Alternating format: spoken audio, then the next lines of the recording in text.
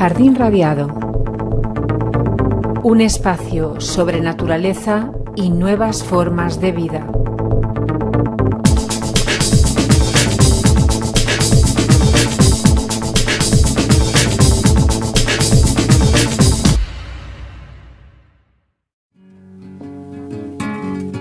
Hace pocas fechas vimos a nuestro invitado reiterar la gran preocupación y la indignación de los ecologistas, vecinos y pescadores que integran la plataforma Pacto por el Mar Menor por su creciente deterioro y la situación de abandono en la que se encuentra ante el Pleno de la Comisión de Quejas y Peticiones del Parlamento Europeo, comisión que mantiene abierto el caso desde el año 2016. Asimismo, estamos a la espera de que el Tribunal Supremo resuelva el recurso de la plataforma ProLitoral, a la que nuestro invitado también representa judicialmente, contra la compañía Iberdrola en defensa de la integridad ambiental de Cabo Cope.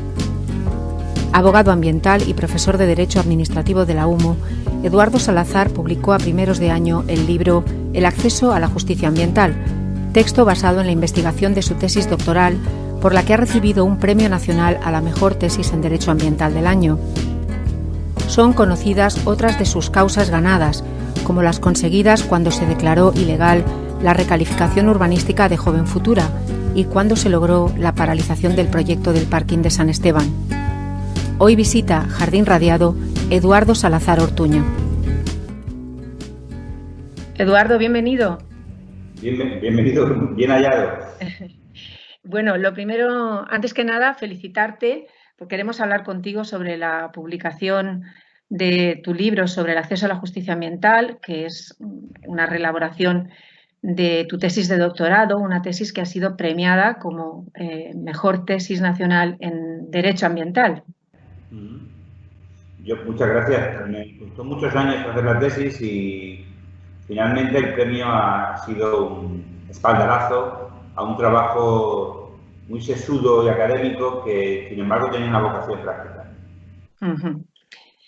Bueno, quería dejar testimonio de que estamos hablando hoy en época de confinamiento y sentía curiosidad por saber cómo ves tú desde un punto de vista jurídico la aplicación del estado de alarma, si tienes algún comentario de lo que tú hayas podido ver como jurista de esta situación excepcional que estamos viviendo, ya sea en España o a nivel global, por las protestas que está habiendo ahora, digamos, por el bloqueo de libertades. Bueno, yo realmente, ayer me paró la policía, precisamente, ayer por la noche.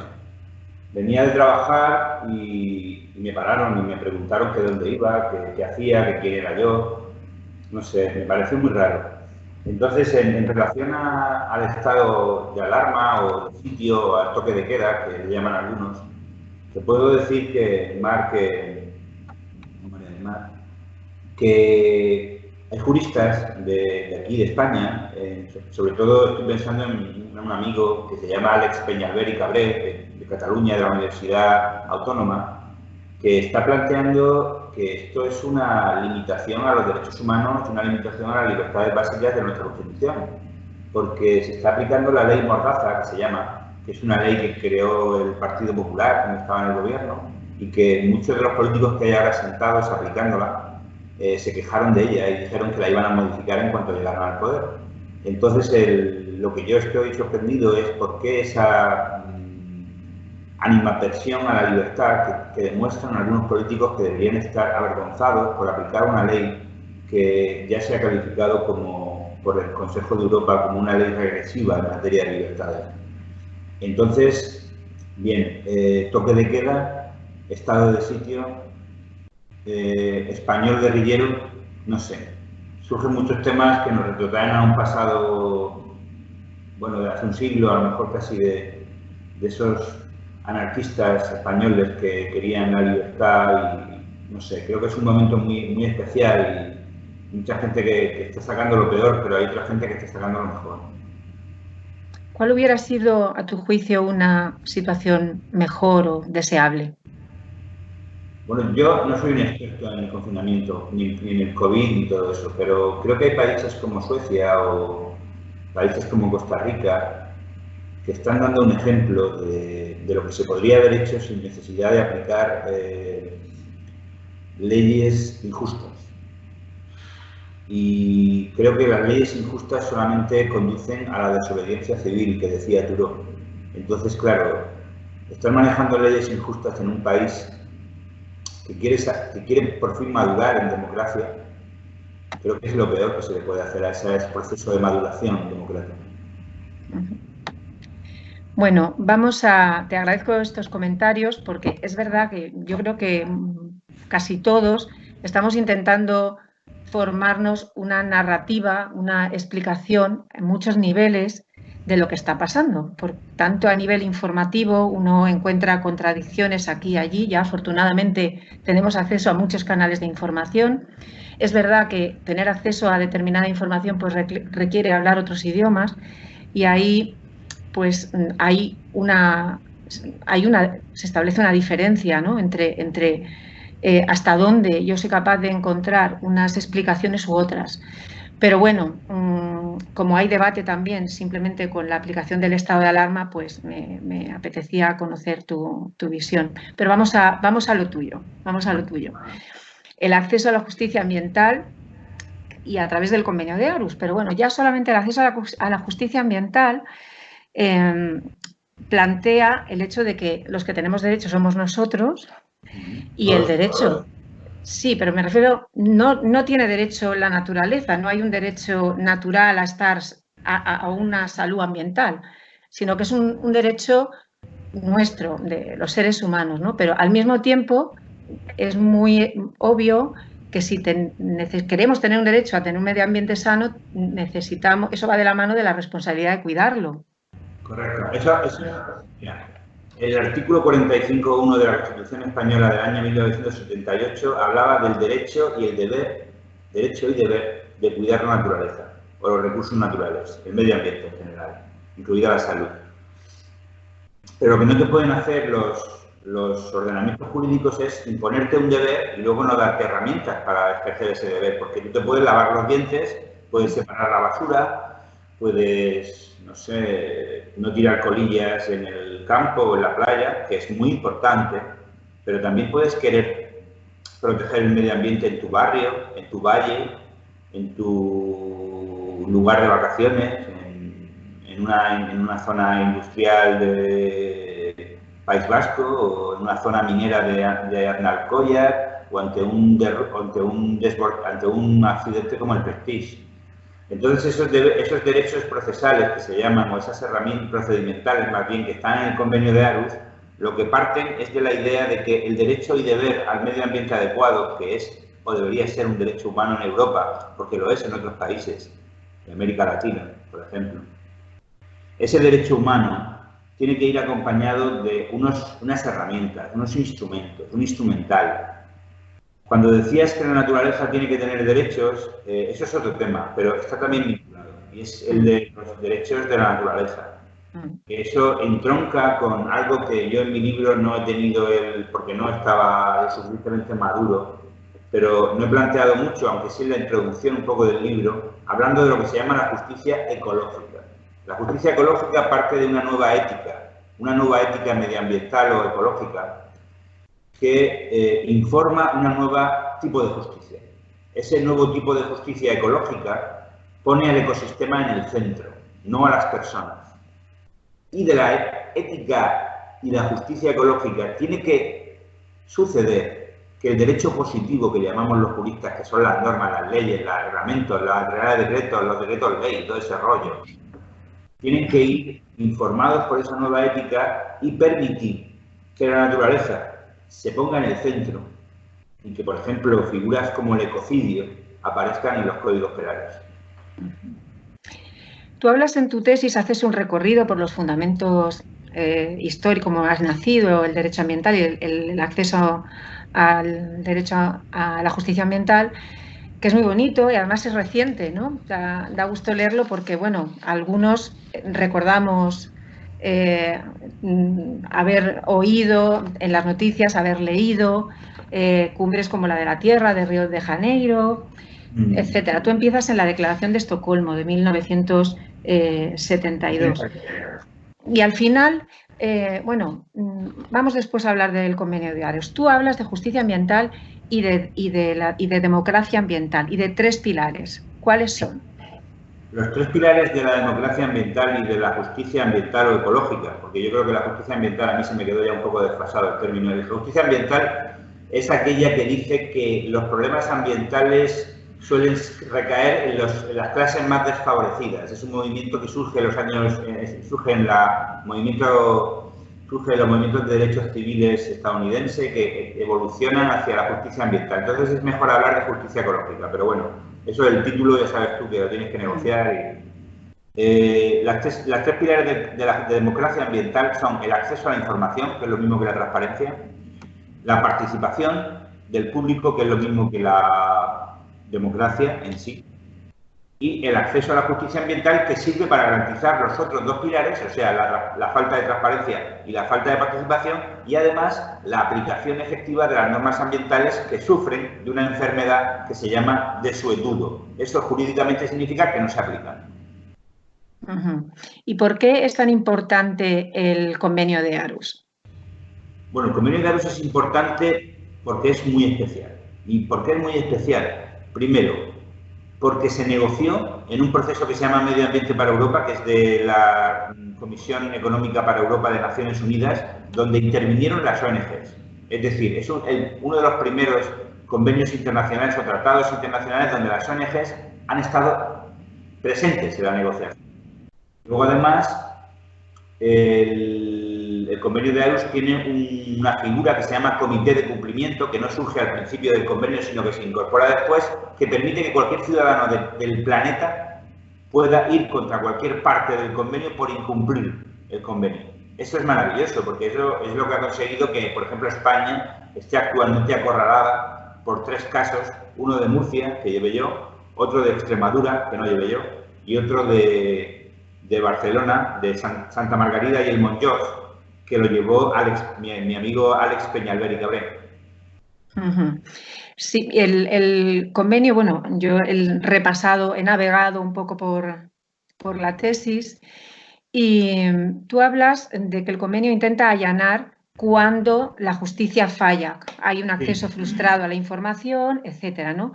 Pero a pesar de eso también hablas de ciertas barreras, hablas de barreras sustantivas y económicas. O sea, el hecho de que uno pueda enfrentarse al fallo del convenio de Aarhus no significa que el acceso sea fácil.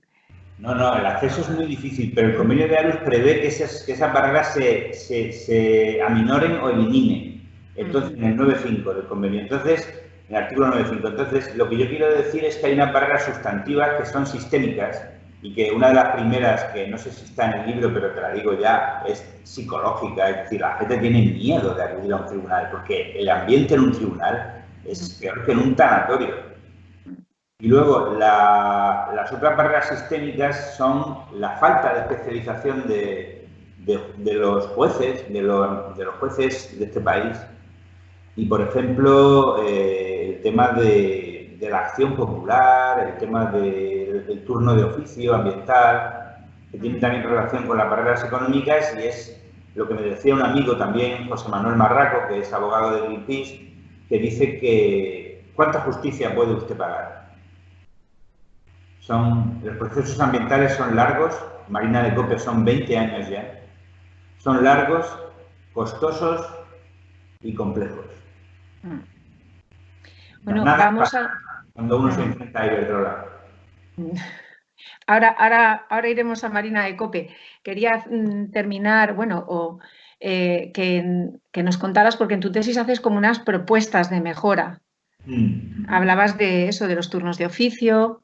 Cuéntanos cómo... Mi tesis pretende, me acuerdo del día del tribunal de tesis, y hubo alguien que me dijo, es que tu tesis es un lamento. Digo, no, mi tesis puede ser un lamento hasta el capítulo 4, pero el capítulo 5 es todo un mensaje de esperanza, porque yo lo que propongo es que en este país, igual que hay en 138 países del planeta, hay unos tribunales ambientales especializados, unos fiscales con medios, fiscales especializados con medios, unos peritos ambientales en plantilla, un turno de oficio ambiental preparado, de abogados ambientales preparados y gratuitos para aquellos que necesiten acceder a la justicia, y luego, ya no me acuerdo mucho, pero creo que hago un planteamiento también de eliminar las costas, es decir, que tú no tengas que pagar. Sí, más sirve cuando estás cumpliendo con tu responsabilidad como ciudadano, porque eso también... Pues no solo eso, sino que estás defendiendo lo que es de todos. Y eso en Estados Unidos hay una ley que es de 1976, el año que nací yo, que se llama Equal Access to Justice Act, que significa que si tú estás defendiendo un interés público y ganas, no solo no pagas, sino que te tienen que pagar. Y yo conozco abogados ambientales en Oregon que se han hecho la casa con una acción judicial de esas. Y aquí, los abogados ambientales que hay en España, que somos 10 o 20 o 30, y el que tiene casa es un milagro. Bueno, estamos muy lejos, ¿no?, del nivel de conciencia ambiental y de la herencia del ambientalismo, que en Estados Unidos es tan fuerte, ¿no? Es fundacional, pertenece al imaginario colectivo de la fundación del propio país. Correcto. Y bueno, a fin de cuentas, yo creo que el acceso a la justicia ambiental, que es, si lo piensas así a bote pronto, lo que ves es alguien luchando, efectivamente, un David contra Goliat. Y esa mala comprensión, que aquí a lo mejor sí habría que hablar de justicia ecológica, de realmente lo que es la naturaleza. Si es que no vamos a tener más remedio que o entender qué estamos haciendo con la naturaleza y proveernos de una buena justicia ambiental para todos, o las previsiones no hacen más que saltar. La ciencia la cojas por donde la cojas. Sí. Bueno, vamos a nuestro patio, a nuestro redil. Tenemos varias noticias, varios casos de actualidad. El más reciente, aunque como dices es un procedimiento que lleva ya 20 años, precisamente esta semana has publicado un artículo, digamos, haciendo un repaso de ese recorrido de lucha vecinal y de la... Son 40 años, pero yo solamente, ahora te cuento por qué son 40 años, pero yo he estado presente desde hace 20. Eso es. Hablabas desde el 2001 con la ley del suelo del PP. ¿Por qué, antes de pasar a la compra de Cabo Cope por parte de ANS, etcétera, por qué has publicado este artículo? ¿Crees que es necesario hacer ese repaso? Yo creo que es necesario que la gente sepa por qué el parque, espero que siga siendo parque. Y es porque la gente de Murcia lo ha peleado. No porque los políticos hayan estado a la altura, que no lo han estado, ninguno. Sí, bueno, los jueces del Tribunal Constitucional sí. Los 50 diputados del PSOE que firmaron la demanda de inconstitucionalidad también, pero siempre con detrás un movimiento social ecologista peleón y perseverante. Pero y además, o sea, da igual las crisis que pasen, la cultura esta del pelotazo persiste. Persiste porque Iberdrola, esa compañía, ha recurrido al Tribunal Supremo la última decisión de los tribunales regionales y al mismo tiempo dice que está dispuesta a negociar, pero bueno, si está dispuesta a negociar, ¿a qué viene este recurso? Y luego, ¿cómo es que el abogado del Estado era consejero de Iberdrola?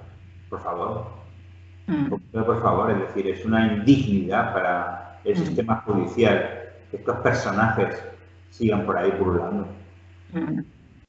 Y bueno, hablando ahora ya que ha sido una noticia de portada regional, la compra de un terreno del Cabo por parte de la Asociación Ecologista ANSE, ha sido un gesto que tú has calificado como brindis al sol.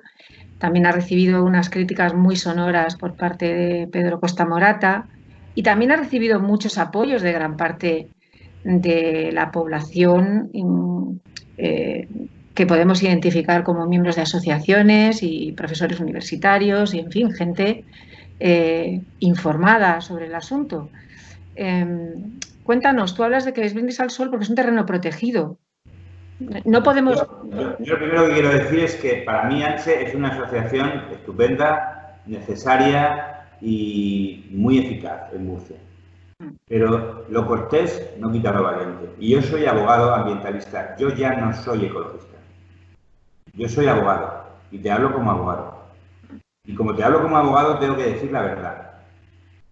Porque me interesa que la verdad salga a la luz. Entonces, cuando yo digo brindis al sol, digo, vamos a ver, el conflicto de Marina de Cope no está en las montañas que ya están protegidas. El conflicto está en la marina, que es lo que no está protegido, pero está pendiente de una resolución judicial. Entonces, si queremos trabajar por la conservación del cabo, digamos la verdad, y es que la problemática está donde están haciendo agricultura intensiva, con plásticos y residuos y pesticidas, donde está Iberdrola, donde está el Marqués del Garroillo, donde están las grandes compañías bancarias o entidades bancarias de este país, donde están los especuladores. Ese es el sitio. Entonces, yo he hecho un artículo donde he querido reflejar que la salida es una salida urbanística, es una salida basada en el derecho de propiedad, que tiene una función social y ecológica, dicen algunos. La propiedad no es absoluta. Una persona, por ejemplo, imagínate que hay una persona que tiene un castillo. ¿Es que puede destruirlo acaso? ¿Puede destruir un propietario de un castillo medieval? Eso en Francia es impensable. ¿Puede el propietario de un bosque comunal o privado destruir ese bosque? Es que puede hacerlo. Claro, lo que pasa es que la Marina de Cope no es un bosque, es un desierto, pero un desierto maravilloso, un desierto como Cabo de Gata, un desierto lleno de tesoros, que en el imaginario colectivo del murciano puede decir, no, eso son 4 tortugas, eso es una lagartija, eso es un arbusto que pincha, pero no, estamos hablando de hábitats comunitarios, estamos hablando de iberoafricanismos, es decir, es que solo existe esa tortuga en Murcia, en Almería y en Marruecos, en Nador y en Alhucemas. Entonces, yo entiendo que el brindis al sol viene, poco a lo mejor me excedí en ese comentario, pero yo quería decir que se puede hacer con los instrumentos urbanísticos lo mismo que ha hecho ANSE, pero en la marina.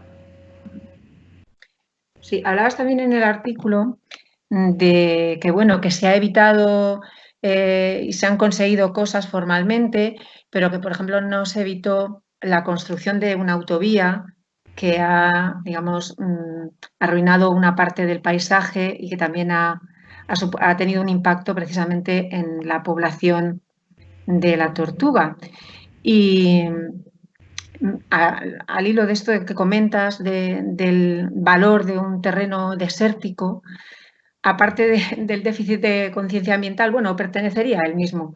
La falta de relación y de puesta en valor que tenemos con el paisaje como algo que es inapropiable. O sea, tú puedes ser lo mismo, ¿no? El dueño del bosque y no puedes arruinar el bosque ya no como paisaje, sino ni siquiera como propiedad, pero más allá de lo que es la propiedad, el valor del paisaje y lo mucho que podríamos, en el mejor de los sentidos, obtener de él si supiéramos organizar actividad económica respetuosa en torno al mismo, ¿no? Que al final es verdad que necesitamos o podríamos tener actividad turística, pero de otra manera.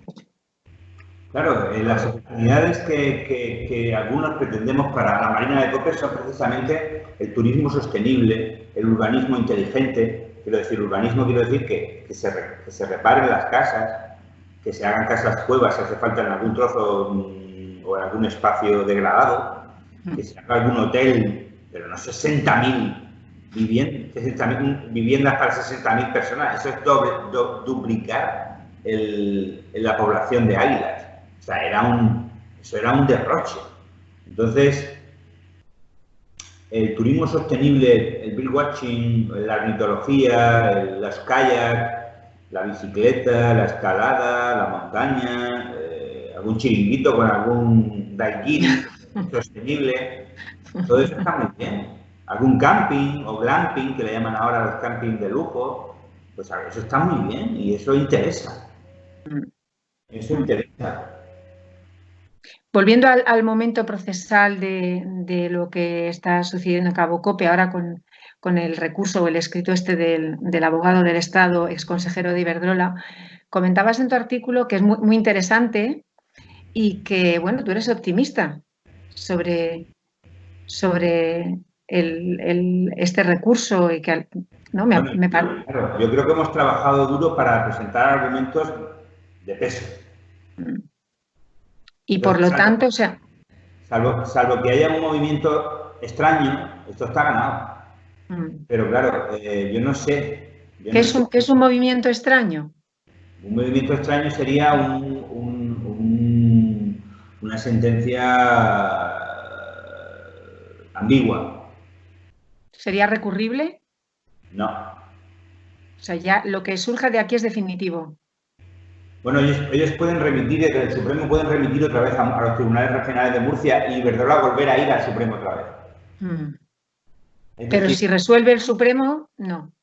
Si entran a fondo, que se dice en derecho procesal, si entran al fondo del asunto y nos dan la razón, se acabó. Pero esto yo ya lo dije hace 3 años y ahora me arrepiento, o sea que yo no voy a decir nada más. Dije se acabó, digo, como dije María Jiménez, se acabó. Pero no. Mi mundo es otro. El mundo es otro. ¿Qué te iba a decir? El Mar Menor. Hace poco te vimos también en la Comisión de Peticiones del Parlamento Europeo. Y esto era como una invitación de una queja que se presentó en el año 2017. Sí. Cuéntanos cómo está este asunto. El asunto del Mar Menor es un asunto de ecocidio. Entonces es un asunto en el que la situación es límite, el comportamiento de las autoridades es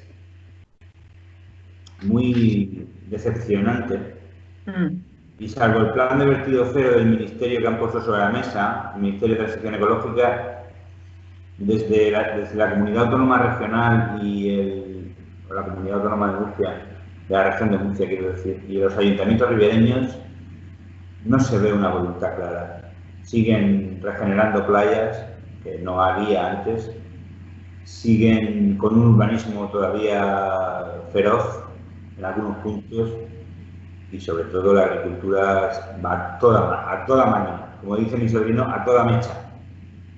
Y yo estuve ayer en el Mar Menor y el Mar Menor, no sé cómo decirte porque dan ganas de llorar. El Mar Menor se ha ido, volverá, seguro, pero ahora mismo no está. No está. Bueno, con independencia de las responsabilidades locales, les leíste la cartilla también en el Parlamento Europeo. Tú decías que la política europea debería haber servido para evitar el desastre. Y volviendo a la justicia ambiental, efectivamente, el acceso a la justicia no puede ser solamente reparar una injusticia que se reclama, sino que debe ser también prevenirla. Claro, porque el derecho ambiental administrativo, no el penal, el administrativo es puramente preventivo. Entonces, se nos llena la boca con el principio quien contamina paga, que ese es represivo, pero bueno, el principio de precaución, el principio de prevención, yo lo explico en clase de ciencias ambientales, y los alumnos se ríen de mí. El principio de globalidad, de que lo local y luego lo global, que ahí tiene que ver con el cambio climático. El principio de, no sé, muchos principios de derecho ambiental que son preventivos. Entonces, si eso falla, si ese sistema administrativo falla, tenemos que tener un sistema de responsabilidad medioambiental efectivo y un derecho penal punitivo que sea eficaz, porque si no, van a seguir riéndose del medio ambiente los intereses especulativos, tanto urbanísticos como agrícolas o ganaderos o pesqueros de la zona. Es decir, se van a reír porque no hay un límite. El Club de Roma es de 1950, Límites al crecimiento, esa publicación es de 1950. Entonces, está muy claro que los políticos hablan de desarrollo sostenible y se ponen la chapa de los objetivos del milenio, porque es lo que mola ahora. Pero le están poniendo límites a la actividad circundante al mar, en el campo de Cartagena y el Mar Menor, la cuenca del Mar Menor que se llama, pues no están poniendo ni un límite. Han hecho un decreto ley, que eso sí que lo digo, es regresivo, y sí que digo, y no me arrepentiré, porque es un producto de los políticos de Murcia, eso sí que es un brindis al sol. Ese decreto ley del Mar Menor que han hecho hace 3 meses. Perdona que meta un paréntesis, pero es que me ha chocado el comentario ese que has hecho de que tus alumnos se ríen. No, porque los alumnos vienen del instituto. Se sonríen, pero me da igual. Vienen del instituto y yo los tomo en primero de carrera y les tengo que dar con el látigo, porque es que están muy descreídos, están muy negativos. Vienen a decirme lo que entra a examen o no entra a examen, pero no están preocupados. Y yo les intento inculcar que a su edad, el liderismo es muy importante. Luego después, si quieren, que lo pierdan. Pero conmigo no.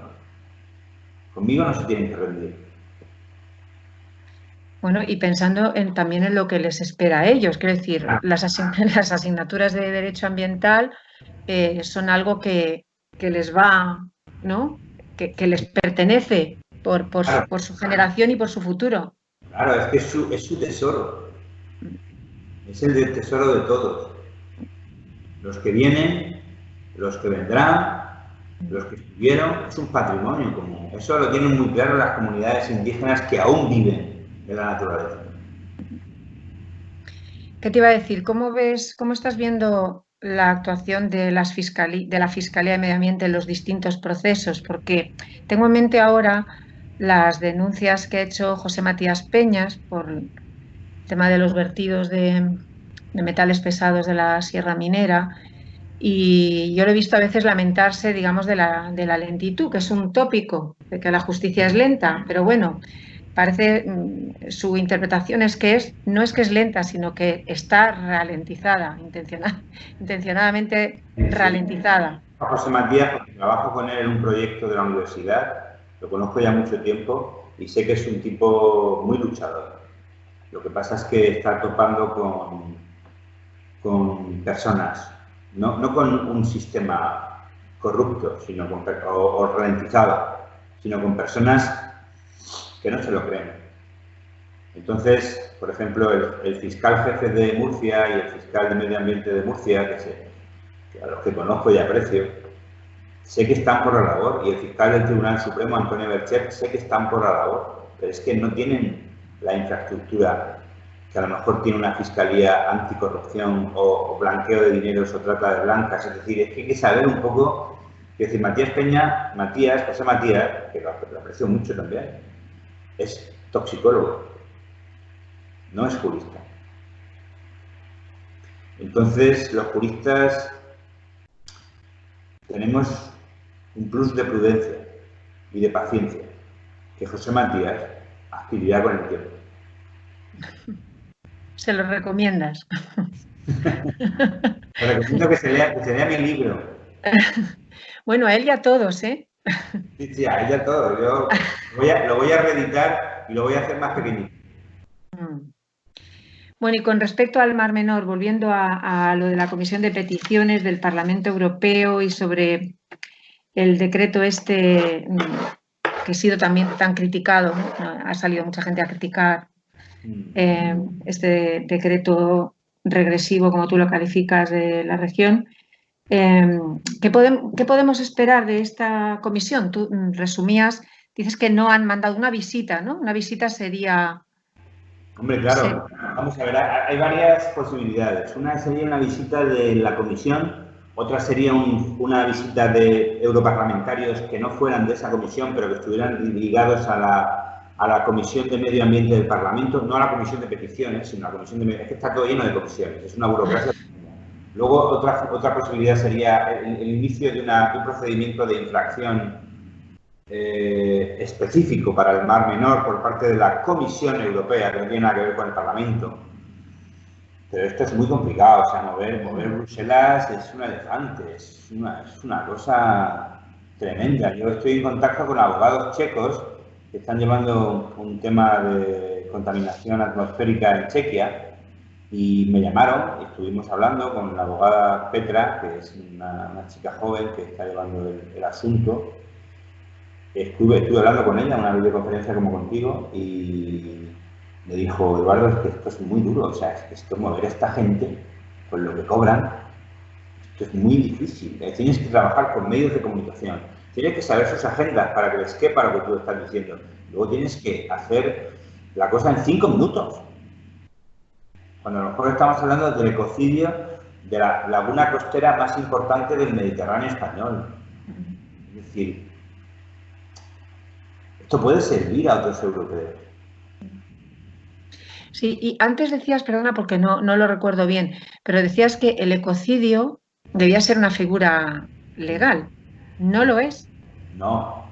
¿En dónde? ¿Aquí en España o no lo es en la justicia No, ambiental? algunos países simbólicamente lo tienen, algunos países del este de Europa y algunos países africanos, pero no es una figura del derecho penal internacional, no está en la Corte Penal Internacional, no está en los códigos penales nacionales de potencias como Alemania, Francia, Estados Unidos y Japón y España, aunque de potencia de España lo digo así como... Pero yo tengo previsto ir a Alemania ahora en agosto para investigar sobre las nuevas posibilidades del derecho penal ambiental, ya que hace 20 años que estuve allí, justo antes de empezar el caso de Marina de Coppe, yo estuve en Alemania investigando sobre la prevaricación del funcionario en materia medioambiental y yo pensaba que era una esperanza, y de hecho ha habido casos en Murcia muy importantes, como el caso Cerrichera, pero algo pasa. El derecho penal sigue siendo demasiado simbólico. Ellos lo llaman, porque ellos son muy buenos los alemanes, lo llaman como un tigre sin uñas. Eso... Entonces, sí, no se puede apelar formalmente a la figura del ecocidio. Poniéndonos en el peor de los casos, hipotéticamente, si el daño al Mar Menor fuera irreparable o en gran parte o por un periodo de tiempo considerable para que hubiera un delito importante, ¿a quién se le podría atribuir la responsabilidad? ¿Dónde habría que apelar? ¿Cuál sería el crimen? Bueno, eso está ahora mismo sub judice, es decir, tenemos la próxima declaración el día 18 de este mes. Empezamos a salir del confinamiento con el Mar Menor en los tribunales. Entonces, aquí la clave la tiene el juez de instrucción y el fiscal de medio ambiente. Yo estoy trabajando para Greenpeace ahí y Greenpeace quiere acompañar a la fiscalía para aportar periciales, argumentos, posibilidades. Y bueno, hace poco ha salido, no sé si lo has visto, en Jueces para la Democracia, un artículo donde yo especulo un poco sobre las posibilidades del Mar Menor y, bueno, pienso que la Ley de Responsabilidad Ambiental, la Ley 26/2007, debe ponerse en práctica, el derecho penal debe conseguir condenas y el principio quien contamina paga tiene que aplicarse en el campo de Cartagena. Mediante tasas. Tasas por contaminar, para que esas tasas generen un ingreso para restaurar. ¿Y cómo vamos, Eduardo? ¿Qué tal servidos estamos de conciencia ambiental? Pues yo pienso que no solo el coronavirus, sino la situación del Mar Menor, por lo menos en Murcia, ha sido un antes y un después. Yo conozco mucha gente aquí en Murcia porque llevo ya 40 años. Y cuando hablo por la calle con la gente, si le hablo del coronavirus, veo que hay algunos que se ponen así. Pero si les hablo del Mar Menor, la gente me cuenta, me llora, me ríe, me salta, se agacha, se deprime. Todo el mundo tiene al Mar Menor en su imaginario colectivo. El Mar Menor es nuestra infancia. Entonces, La conciencia yo la veo bien, pero los políticos, las autoridades, están enmarañando la situación, que es muy clara y muy fácil. Pero vamos a entrar por ese aro, ¿tú crees? Porque es que la información, yo lo siento mucho hablar así, ¿no? Pero es un poco burda. Claro. Pero bueno, es que tú sabes que los medios de comunicación de este país, yo la libertad de prensa, yo hace tiempo que... Yo creo que hay periódicos que están haciendo un gran trabajo y que están haciendo unas investigaciones alucinantes sobre las tramas de corrupción. Aquí en Murcia hay periódicos libres, pero la mayoría está subvencionada. Entonces, quién va a morder la mano que te da de comer? Ya. A mí no me llaman de los medios de comunicación para hacer contertulio o dar mi opinión así tan fácilmente. Ya tienen que tener un permiso súper especial para llamar aquí al abogado ambientalista. Ya. Bueno, ¿qué te iba a decir? Todo esto lo veremos. Todo esto nos va a ser, bueno, si empiezas el día 18, veremos el desarrollo. Sí. Ojalá que vaya todo, pues eso, como nos gustaría a todos, lo mejor posible, a ver si podemos parar ese deterioro o rebajarlo cuanto antes. Sí. Y por hablar de otras cosas, ¿qué estás leyendo? Recomiéndanos algo de lo que no sea derecho, que no sean lecturas. Yo me estoy releyendo la trilogía de Nueva York de Paul Auster, porque estoy en un periodo de mudanza y siempre me ha gustado mucho Paul Auster, sobre todo el primer Paul Auster. Luego, por mis afectos, estoy leyendo La tía Julia y el escribidor de Mario Vargas Llosa. Pero si quiero recomendar un libro de conciencia ambiental, recomendaría Leviatán o la ballena, de Philip Soares, o como se llama. Leviatán o la ballena. Es un libro sobre los cetáceos y Moby Dick. Es un libro precioso, precioso. Es un libro, un canto al amor a todos los cetáceos, especialmente a las mayores ballenas, que yo creo que todo el mundo debería leer. Es precioso. Bueno, pues tomamos nota. Eduardo, muchísimas gracias. De nada. Gracias a ti por las interesantes preguntas y por la independencia. Te llamaremos. Muy bien. Venga, un abrazo. Gracias. Chao.